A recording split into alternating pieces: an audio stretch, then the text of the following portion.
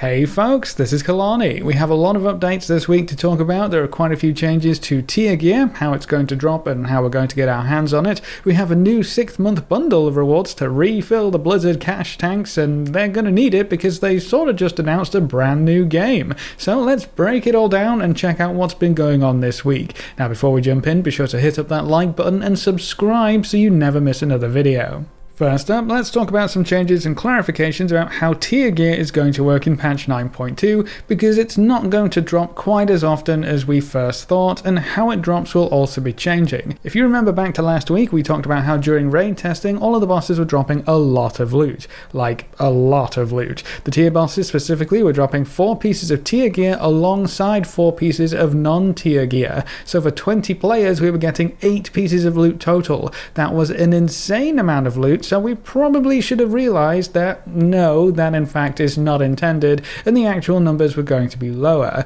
Well, lo and behold, a blue post came out this week that pretty much shattered that whole loot paradise. Getting that much loot was apparently a bug that was causing bosses to drop double the amount of intended loot, so instead of 8 pieces of loot for 20 players, it's actually meant to be 4, just like the rest of the Shadowlands raids. There is a little bit of hope for the tier set drop rate though, because even though we'll see half the loot, we will still see the same ratio of tier gear to non-tier gear from these specific bosses. So in your 4 pieces of loot, you will get 2 pieces of tier and 2 pieces of non-tier gear. So the tier gear is still going to drop as a guarantee from these bosses. We just won't see an avalanche of loot every time one of the bosses dies. It was exciting while the dream lasted, but I guess we should have known better. Another point that we talked about last week was the fact that tier gear was not dropping as a token, but it was instead dropping as individual pieces for specific classes. That will also be changed going forward according to the same blue post. Tier tokens have a few major advantages, namely being able to share them amongst different classes, so that if you're the only mage or the only rogue or the only insert lonely class here,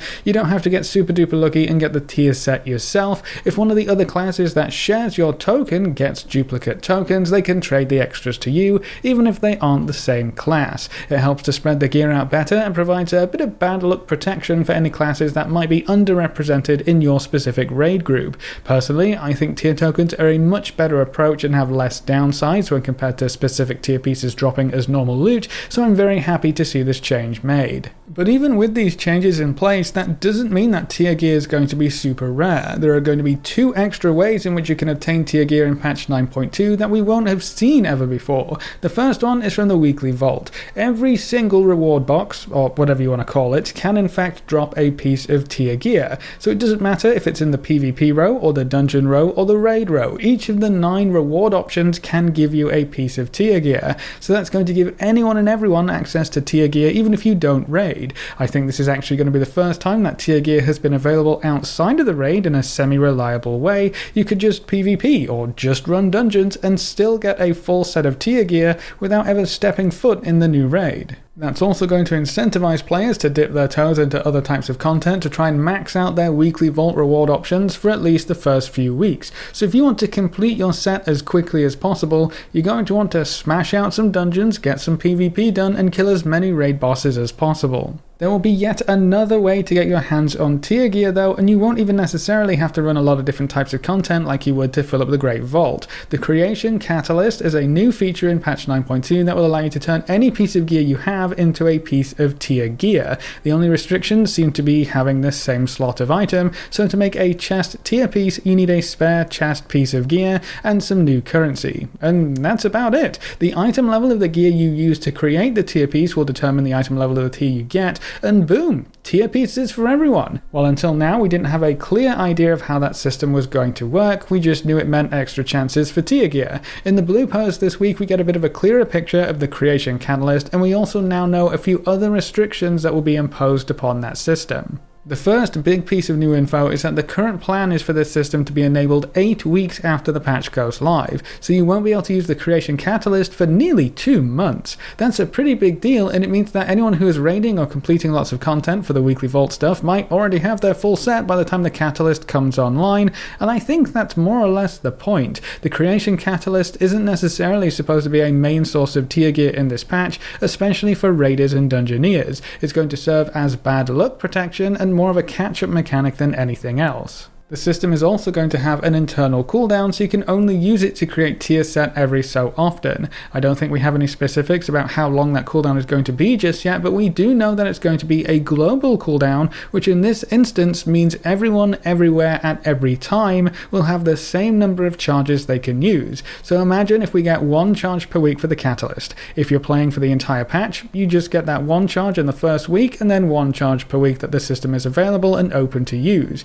But if someone comes into the patch at the week 4 mark, so 4 weeks after the catalyst started its operations, they would actually start with 4 charges because everyone stays on the same page with this system. That also means that any ults you level up and start gearing up in patch 9.2 will start with however many charges are available at that time. If you have 4 charges saved up, you could just bash out a full set of tier gear and walk straight into your 4 set bonus. So if you don't do any content that rewards tier gear, or you just haven't had the best luck from raids or the weekly vault, this system will allow you to very quickly and very specifically patch in those holes to let basically anyone and everyone achieve a 4 set bonus in this patch. They just have to wait until the creation catalyst becomes available, and then they have to wait until the cooldown comes back up.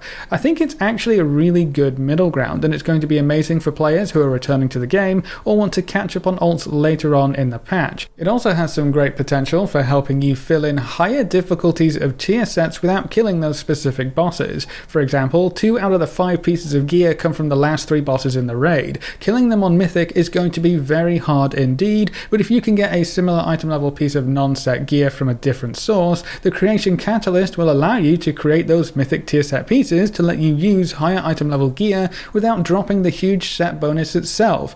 Honestly, this system has something for everyone and will be useful no matter how you play the game. Hopefully this system becomes available on the PTR for testing sometime soon so we can see exactly how it all works. Moving on, in other news, Blizzard has pushed out yet another 6-month subscription mount deal. This shouldn't come as too much of a surprise, we're at about that time again, and it oh so conveniently lines up with the Lunar Celebration and New Year festivities. And this year is the Year of the Tiger, so our new 6-month mount is a shiny celestial tiger, and seeing as it's also a water year, making it the Year of the Water Tiger, you're going to see some really cool water effects on this mount as well. I know it might seem a little unfair, seeing as a tiger mount almost automatically ensures this is going to be an awesome mount, but I think this might be one of the best lunar mounts that the dev team has ever introduced. It's also probably one of the better 6-month sub mounts in general, partly because tigers are cool, but they really went heavy on the water theme with this one. The tiger itself has little air bubbles floating through it, there are constant raindrops falling from the mount and creating little splash effects on the floor, and the mount special is awesome to look at.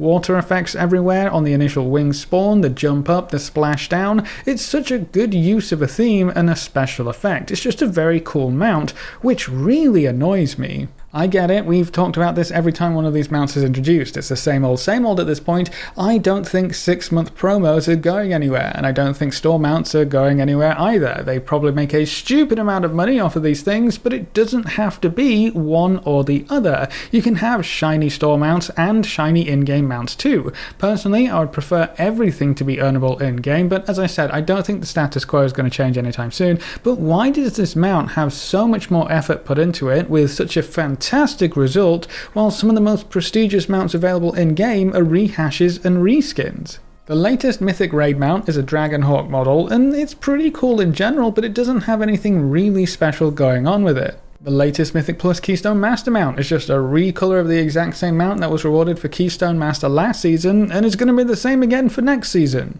And the same thing goes for PvP and Gladiator. It's the same model as last season, it's going to be the same model next season with just a fresh coat of paint. Compared to the new Water Tiger mount, these big achievement rewards just don't seem to have much effort put into them, which is a huge disappointment. Mounts are such a wonderful way to show off in-game achievements because they can be so unique.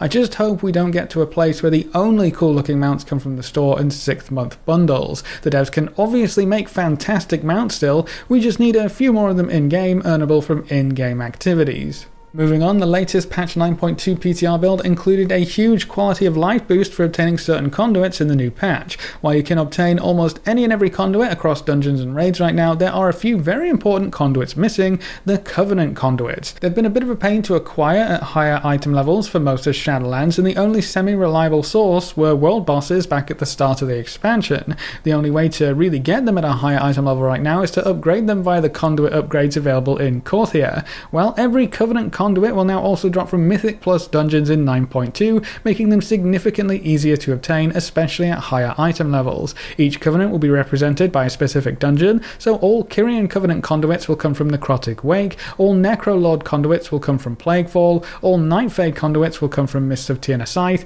and all Venthia conduits will come from the Halls of Atonement. So if you've been stuck with lower item level Covenant conduits all this time, patch 9.2 has some nice changes to keep you up to speed. While we're on the topic of new quality of life updates, the new raid in 9.2 will also have a boss skip quest. The quest item is a Morn fragment that drops from Anduin, and you're going to need 4 of them as per usual. So after 4 weeks of killing Anduin on whatever difficulty, you will then be able to skip to Anduin or just past Anduin for that difficulty in the future. Raid skips are always nice because clearing through the entire raid every week isn't always what you want to do, especially when those last few bosses have higher item level loot, almost half of the available tier gear slots, and some really cool special loot on top of that. If you're worried that there's only one raid skip in this huge 11 boss raid, well, there is something else that you might be interested in. As you clear through bosses, you kind of unlock checkpoints or flight paths that allow you to very quickly move around the raid. Whether you're running back from a wipe, trying to get to a different boss, or just starting up your raid for the night at one of the later bosses,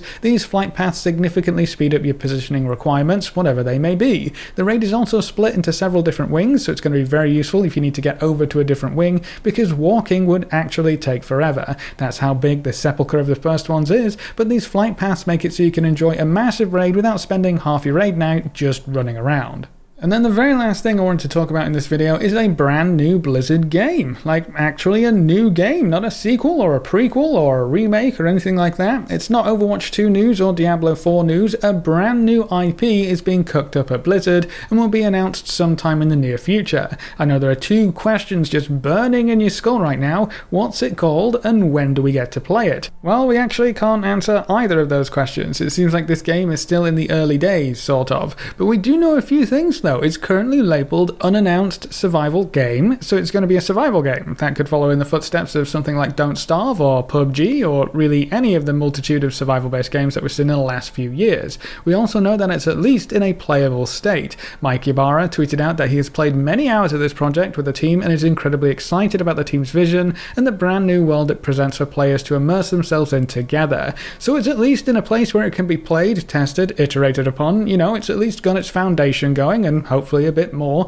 It's not just an idea on a piece of paper. This project has made it far enough to get publicly announced, sort of, which is further than a lot of other projects we've heard about. We also know that the game has been in development for almost 5 years at this point. It seems like there's a lot of excitement for it too, both in the team itself and from people who knew about it but couldn't say anything until now, including current and former members of Blizzard. They expect this game to cause a bit of a splash when it eventually lands, so keep your eyes peeled for more info on this brand new Blizzard game. Who knows, this could be the next big thing for Blizzard, but I wouldn't expect to see it anytime soon. Still very exciting though. We might be getting a few other updates very soon too. Ybarra also tweeted out over the coming weeks you'll be hearing more from Warcraft and Overwatch. Diablo will follow, so this could be a very exciting next few weeks for Blizzard games. But that's the news roundup for this week. Quite a lot going on. What do you think of the actual tier set drop rates, tier dropping as tokens once more, and the Creation Catalyst catch-up? How do you feel about another 6th month sub mount that looks cooler than most of what we can get in-game? Leave all your thoughts in the comment section below. A big thank you to all of our supporters over on Patreon and to everyone who's subscribed on Twitch. You can see their names floating by on screen. If you want to see more videos like this, make sure to subscribe and ring that notification bell so you never miss another video. Thanks for watching, folks. Good luck and have fun, and as always, I will see you next time.